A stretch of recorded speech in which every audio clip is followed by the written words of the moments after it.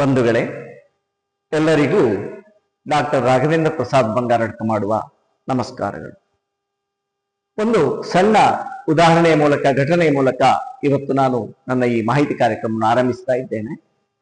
ಒಮ್ಮೆ ನನ್ನ ಕ್ಲಿನಿಕ್ಕಿಗೆ ಒಬ್ರು 46-47 ವರ್ಷ ಆಸುಪಾಸಿನ ಒಬ್ರು ರೋಗಿ ಬಂದಿದ್ರು. ಅವರಿಗೆ ಬೆನ್ನು ನೋವು, ಕಾಲುಗಳಲ್ಲಿ ಸೆಳೆತ, ಇನ್ನು ಹಲವು ಲಕ್ಷಣಗಳಿದ್ದವು. ಅವರು ಬಂದು ನನ್ನ ಹತ್ರ ಹೇಳಿದ್ರು, ಅವರ ಹತ್ರ ಇರುವ MRI ಸ್ಕ್ಯಾನಿಂಗಿನ LS ಸ್ಪೈನ್ ಅಂದ್ರೆ ಈ ಸೊಂಟದ ಬೆನ್ನೆಲುಬಿನ MRI ಸ್ಕ್ಯಾನ್ ನ ರಿಪೋರ್ಟ್ ಅನ್ನು ಹಿಡ್ಕೊಂಡು ಅದನ್ನು ತೋರಿಸ್ತಾ, ನನಗೆ ಡಿಸ್ಕ್ ಪ್ರಾಬ್ಲಮ್ ಇದೆ, ನನಗೆ ಮೊದಲೊಮ್ಮೆ ಸಯಾಟಿಕ್ ಆಗಿತ್ತು, ಅದಕ್ಕೆ ನಾನು ಆಯುರ್ವೇದಿಕ್ ಚಿಕಿತ್ಸೆ ತಗೊಂಡಿದ್ದೇನೆ, ಈಗಲೂ ನನಗೆ ಆ ಸಯಾಟಿಕ್ ತುಂಬಾ ಜೋರಾಗಿದೆ, ಆದ್ರಿಂದ ನನಗೆ ಸಯಾಟಿಕಕ್ಕೆ ಪಂಚಕರ್ಮ ಚಿಕಿತ್ಸೆಯನ್ನು ಇವತ್ತಿನಿಂದ ಶುರು ಮಾಡಬೇಕು ಅಂತ ಹೇಳಿ ನನ್ನ ಕ್ಲಿನಿಕ್ಕಿನಲ್ಲಿ ಬಂದು ಅವರು ಮಾತನಾಡುವುದಕ್ಕೆ ತೊಡಗಿದರು. ಬಂಧುಗಳೇ, ನಾನು ಅವರ ಹತ್ರ ಹೇಳಿದೆ, ಇದು ಎಲ್ಲ ಪರಿಶೀಲನೆ ಮಾಡಿದ ನಂತರ ಅವರ ಎಲ್ಲ ರೋಗ ಚರಿತ್ರೆ, ರೋಗಿಯ ವಿವರ ಎಲ್ಲವನ್ನು ನೋಡಿದಾಗ ನನಗೆ ಒಂದು ವಿಚಾರ ಗಮನಕ್ಕೆ ಬಂತು. ಇದು ಕೇವಲ ಸಯಾಟಿಕದ ಸಮಸ್ಯೆ ಅಲ್ಲ, ಆದರೆ 2-3 ವರ್ಷದಿಂದ ಈ ಲಕ್ಷಣಗಳು ಅವರಲ್ಲಿ ನಿರಂತರವಾಗಿದೆ. ಒಮ್ಮೆ ಹೆಚ್ಚಾಗ್ತದೆ, ಕಡಿಮೆ ಆಗ್ತದೆ, ಒಮ್ಮೆ ತಾತ್ಕಾಲಿಕ ಉಪಶಮನ ಕಾಣ್ತದೆ, ಆದರೆ ಈಗ ತೀರಾ ಒಂದು ಜಾಸ್ತಿಯಾಗಿ ಈ ಲಕ್ಷಣಗಳು ಅವರನ್ನು ಕಾಡತೊಡಗಿದೆ.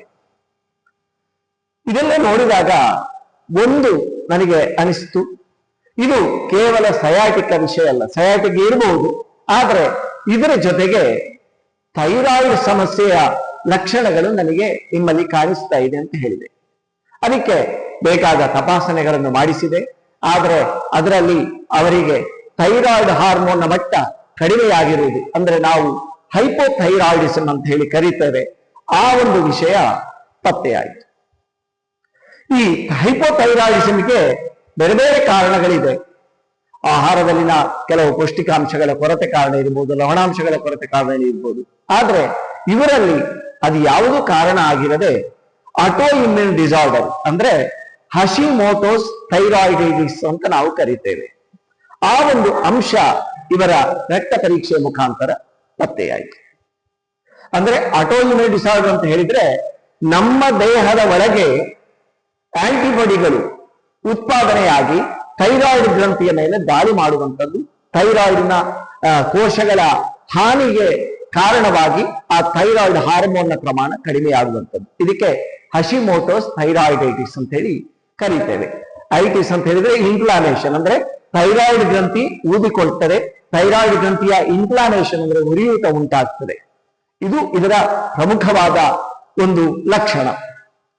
ಹಾಗೆಂತೇಳಿ ರೋಗಿಯಲ್ಲಿ ಬೇರೆ ಬೇರೆ ಲಕ್ಷಣಗಳು ಕಾಣಿಸಿಕೊಳ್ತದೆ.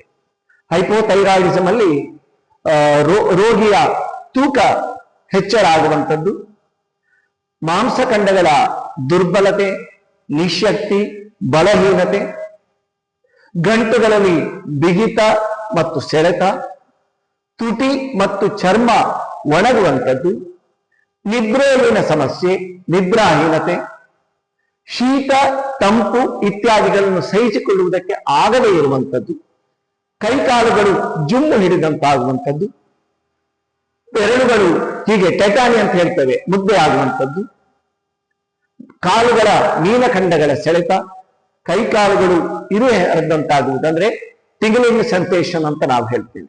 ಈ ರೀತಿ ನಾನಾ ಬಗೆಯ ಸಾರ್ವಜನಿಕವಾದ ಲಕ್ಷಣಗಳು ಈ ಹೈಪೋಥೈರಾಯ್ಡಿಸಮ್ ಸಮಸ್ಯೆಯಲ್ಲಿ ಕಾಣಿಸಿಕೊಳ್ಳುತ್ತದೆ. ಹಾಗಂತೇಳಿ ಇದು ನೋಡುವಾಗ ಸ್ಪಷ್ಟವಾಗಿ ಥೈರಾಯ್ಡ್ನದ್ದು ಅಂತ ಹೇಳಿ ರೋಗಿಯ ಕಡೆಯವರು ಕೂಡ ಊಹಿಸ್ಲಿಕ್ಕಾಗುವುದಿಲ್ಲ. ಅದು ಬೇರೆ ರೀತಿ, ಇದು ಗ್ಯಾಸ್ಟ್ರಿಕ್ ಇರ್ಬೋದು, ಇದು ವಿಟಾಮಿನ್ ಕಮ್ಮಿ ಆಗಿರ್ಬೋದು, ಈ ರೀತಿ ಬೇರೆ ಬೇರೆ ರೀತಿಯ ಒಂದು ಯೋಚನೆಗಳನ್ನು ರೋಗಿಗಳು ಮಾಡ್ತಾರೆ. ಮತ್ತೆ ಈ ಆಟೋಇಮ್ಯೂನ್ ಡಿಸಾರ್ಡರ್ ಏನು ಅನ್ನುವ ಒಂದು ಅಂಶ ರೋಗಿಗಳಿಗೆ ಅದರ ಜ್ಞಾನ ಕೂಡ ಇರುವುದಿಲ್ಲ. ಅಂದ್ರೆ ನಮ್ಮ ದೇಹದ ಒಳಗೆ ಒಂದು ಪ್ರತಿಕಾಯ ಅಥವಾ ಆಂಟಿಬಾಡಿ ನಮ್ಮ ದೇಹದ ಒಂದು ಅಂಗವನ್ನೇ, ಥೈರಾಯ್ಡ್ ಅಂತ ಹೇಳುವ ಗ್ರಂಥಿಯನ್ನೇ ಯಾಕೆ ದಾಳಿ ಮಾಡ್ತದೆ ಎನ್ನುವ ವಿಷಯ ಅದು ಹಾಗೆ ಮಾಡ್ತದೆ ಎನ್ನುವ ಅಂಶ ವಿಜ್ಞಾನಕ್ಕೆ ಗೊತ್ತಿದೆ. ಆದರೆ ಯಾಕೆ ಹಾಗೆ ಮಾಡ್ತದೆ ಎನ್ನುವುದಕ್ಕೆ ಸ್ಪಷ್ಟವಾದ ಒಂದು ಕಾರಣ ಇವತ್ತಿಗೂ ಕೂಡ ವಿಜ್ಞಾನಕ್ಕೆ ಜಗತ್ತಿಗೆ ಗೊತ್ತಾಗಲಿಲ್ಲ. ಆದ್ರೆ ಬೇರೆ ಬೇರೆ ಕಾರಣಗಳನ್ನು ನಾವು ಪಟ್ಟಿ ಮಾಡ್ತೇವೆ. ಒಂದು ಮಾನಸಿಕವಾದ ಕಾರಣ, ಆಹಾರದ ಕಾರಣ, ಜೀವನ ಶೈಲಿ ಕಾರಣ, ಹೀಗೆ ನಾನಾ ವಿಧವಾಗಿ ಬೇರೆ ಬೇರೆ ಕಾರಣಗಳಿಂದ ಹಾಗೆ ಆಗ್ತದೆ. ಆದರೆ 100ಕ್ಕೆ 99 ಈ ಹಶಿಮೋಟೋಸ್ ಥೈರಾಯ್ಡಿಟಿಸ್ ರೋಗಿಗಳಲ್ಲಿ ಏನೋ ಒಂದು ಮನಸ್ಸಿನ ಒತ್ತಡ, ಆತಂಕ, ಖಿನ್ನತೆ, ಉದ್ವೇಗ, ಉದ್ರೇಕ ಇತ್ಯಾದಿಗಳು ಮನೆ ಮಾಡಿರುತ್ತದೆ. ಅದು ಅವರ ಚರಿತ್ರೆ ಕೇಳಿದಾಗ ನಮಗೆ ಗೊತ್ತಾಗ್ತದೆ. ಒಂದು ಕುಟುಂಬದ ಒಳಗೆ ಕಲಹ ಇರಬಹುದು, ಅಥವಾ ಮಕ್ಕಳಿಂದ ದೂರವಿರುವಂತಹ ಒಬ್ಬಂಟಿಯಾದ ಹೆತ್ತವರು ಇರಬಹುದು, ಅಥವಾ ಬೇರೆ ಬೇರೆ ಕಾರಣಗಳ ಒತ್ತಡಗಳು ಅವರನ್ನು ತೊಂದರೆಗೆ ಒಳಗು ಮಾಡಿರ್ಬೋದು. ಏನೋ ಒಂದು ಮಾನಸಿಕವಾದ ಕಾರಣ ಇರ್ತದೆ, ಒತ್ತಡ ಇರ್ತದೆ. ಹೆಚ್ಚಾಗಿ ಈ ಹಶಿಮೋಟೋಸ್ ಥೈರಾಯ್ಡಿಟಿಸ್ ಒತ್ತಡಜನ್ಯ ಒಂದು ಆಟೋಇಮ್ಯೂನ್ ಡಿಸಾರ್ಡರ್ ಅಂತ ನಾವು ಹೇಳ್ಬೋದು. ಹಾಗಾದ್ರೆ ಇದನ್ನು ನಾವು ಯಾವ ರೀತಿ ಪತ್ತೆ ಮಾಡಬಹುದು? ಸಾಮಾನ್ಯವಾಗಿ ನಾವು ಆಯುರ್ವೇದ ಚಿಕಿತ್ಸೆ ಮಾಡುವುದಿದ್ರು, ಯಾವುದೇ ವೈದ್ಯ ಪದ್ಧತಿ ಚಿಕಿತ್ಸೆ ಮಾಡುವುದಿದ್ರು ಕೂಡ ಒಂದು ರಕ್ತ ಪರೀಕ್ಷೆ T3, T4, TSH ಅಂದ್ರೆ ಥೈರಾಯ್ಡ್ ಪ್ರೊಫೈಲ್ ಟೆಸ್ಟ್. ಅದರಲ್ಲಿ ಥೈರಾಯ್ಡ್ ಸ್ಟಿಮ್ಯುಲೇಟಿಂಗ್ ಹಾರ್ಮೋನ್ ಅಂತ ಇದೆ, ಇದರ ಪ್ರಮಾಣ ತುಂಬಾ ಹೆಚ್ಚಾಗಿರ್ತದೆ. ಥೈರಾಯ್ಡ್ ಸ್ಟಿಮ್ಯುಲೇಟಿಂಗ್ ಹಾರ್ಮೋನ್ ಹೆಚ್ಚಾಗಿದೆ ಎನ್ನುವಂತದ್ರ ಅರ್ಥ ಏನಂತ ಕೇಳಿದ್ರೆ ಥೈರಾಯ್ಡ್ ಹಾರ್ಮೋನ್ ನ ಮಟ್ಟ ಕಡಿಮೆ ಆಗಿದೆ ಅಂತ ಅರ್ಥ. ಥೈರಾಯ್ಡ್ ಹಾರ್ಮೋನ್ ತುಂಬಾ ಕಡಿಮೆ, ಥೈರಾಯ್ಡ್ ಸ್ಟಿಮ್ಯುಲೇಟಿಂಗ್ ಹಾರ್ಮೋನ್ ತುಂಬಾ ಕಡಿಮೆ ಮಟ್ಟದಲ್ಲಿ ಇದೆ ಅಂತ ಹೇಳಿದ್ರೆ ಥೈರಾಯ್ಡ್ ಹಾರ್ಮೋನ್ ತುಂಬಾ ಮಟ್ಟ ಹೆಚ್ಚಾಗಿದೆ ಅಂದ್ರೆ ಹೈಪರ್ ಥೈರಾಯ್ಡಿಸಮ್ ಅಂತ ಅರ್ಥ.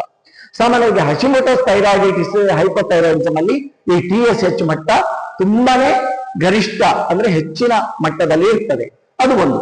ಆದ್ರೆ ಇದು ಹೈಪೋಥೈರಾಯ್ಡಿಸಮ್ ಅಂತ ನಮಗೆ ಗೊತ್ತಾಯಿತು. ಆದ್ರೆ ಹಶಿಮೋಟೋಸ್ ಅದು ಆಟೋಇಮ್ಯೂನ್ ಆಂಟಿಬಾಡಿಯ ಕಾರಣದಿಂದ ಅಂತ ಹೇಳುವುದು ಹೇಗೆ ಪತ್ತೆ ಹಚ್ಚುವುದು?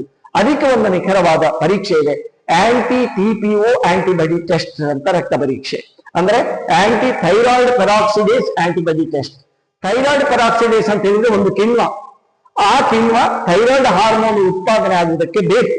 ಆದ್ರೆ ಈ ಆಂಟಿಬಾಡಿಗಳು ಆ ಥೈರಾಯ್ಡ್ ಪೆರಾಕ್ಸಿಡೇಸ್ ಎನ್ಸೈಮ್ ಆ ಕಿಣ್ವಗಳನ್ನೇ ಕೆಲಸ ಮಾಡದಾಗೆ ಅದರ ಮೇಲೆ ದಾಳಿ ಮಾಡಿ ಅದನ್ನು ನಾಶ ಮಾಡುತ್ತದೆ. ಆದ್ರಿಂದಾಗಿ ಥೈರಾಯ್ಡ್ ಹಾರ್ಮೋನ್ ಉತ್ಪಾದನೆ ಆಗದೆ ಹೈಪೋಥೈರಾಯ್ಡ್ ಕಾಣಿಸಿಕೊಳ್ತದೆ.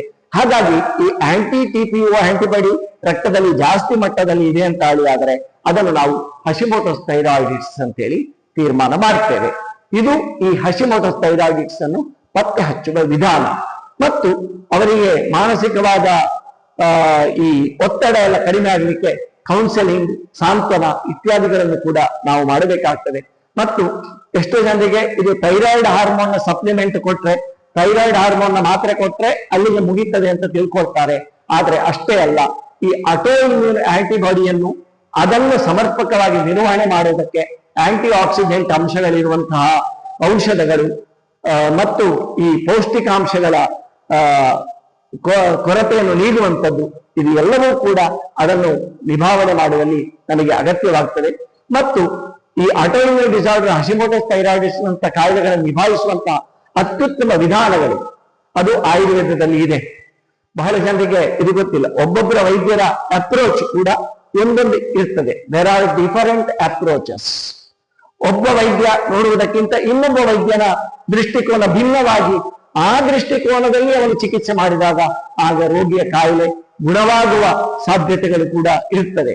ಎಷ್ಟೋ ಜನ ಅಲೋಪತಿಯ ವಿಧಾನದಲ್ಲಿ ಇದನ್ನು ಆಟೋಇಮ್ಯೂನ್ ಡಿಸಾರ್ಡರ್ಸ್ ಅದು ಗುಣಪಡಿಸುವುದಕ್ಕೆ ಸಾಧ್ಯ ಇಲ್ಲದ ರೋಗ ಅಂತ ಹೇಳುವ ಪರಿಕಲ್ಪನೆ ಇರ್ತದೆ. ಆದ್ರೆ ಇವತ್ತು ಆಯುರ್ವೇದ ಚಿಕಿತ್ಸೆಯ ಇದರ ಸಂಶೋಧನೆಗಳ ಆಧಾರದ ಮೇಲಿಂದ ಹಶಿಮೋಟೋಸ್ ಥೈರಾಯ್ಡಿಟಿಸ್ ಅನ್ನು ಆಯುರ್ವೇದದ ಬೇರೆ ಬೇರೆ ವಿಧಾನಗಳ ಮೂಲಕ ಆಯಾ ರೋಗಿಯ ರೋಗ ಸ್ಥಿತಿ ಮತ್ತು ರೋಗಿಯ ಸ್ಥಿತಿ ಇದೆಲ್ಲವನ್ನು ಗಮನಿಸಿಕೊಂಡು ಪಂಚಕರ್ಮ ಚಿಕಿತ್ಸೆ, ವಮನ, ವಿರೇಚನ, ಬಸ್ತಿ, ನಸ್ಯ, ರಕ್ತಮೋಕ್ಷಣ, ಅದರಲ್ಲೂ ಕೂಡ ವಿದ್ಧಕರ್ಮ ಅಂತ ಇದೆ. ಸೊ ಆ ರೀತಿಯ ಚಿಕಿತ್ಸೆಗಳನ್ನು ಬಳಸಿಕೊಂಡು ಹಶಿಮೋಟೋಸ್ ಥೈರಾಯ್ಡಿಟಿಸ್ ಅನ್ನು ಸಂಪೂರ್ಣವಾಗಿ ಅದನ್ನು ನಿಭಾಯಿಸಬಹುದು. ಬಹಳ ಯಶಸ್ವಿಯಾದ ಚಿಕಿತ್ಸೆ ಕೊಟ್ಟು ರೋಗಿಯನ್ನು ಸಂಪೂರ್ಣವಾಗಿ ಒಂದು ಆರೋಗ್ಯವಂತ ಸ್ಥಿತಿಗೆ ತರಬಹುದು ಎನ್ನುವ ಒಂದು ಮಾಹಿತಿಯನ್ನು ನಾನು ಇವತ್ತು ಹಂಚಿಕೊಳ್ಳುವುದಕ್ಕೆ ಇಷ್ಟಪಡ್ತೇನೆ. ಕೇಳಿಸಿಕೊಂಡದಕ್ಕೆ ಎಲ್ಲರಿಗೂ ಧನ್ಯವಾದಗಳು. ನಮಸ್ತೆ.